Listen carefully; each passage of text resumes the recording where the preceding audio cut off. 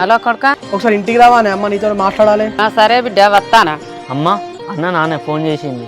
అవును బిడ్డ, అన్ననే ఇంటికి రమ్మంటాడు. ఇంటికి రమ్మంటా? ఎందుకే అమ్మా? ఎందుకో బిడ్డ ఏం చెప్పలేదు, ఇక వేరే చీర కట్టుకొని పోతా.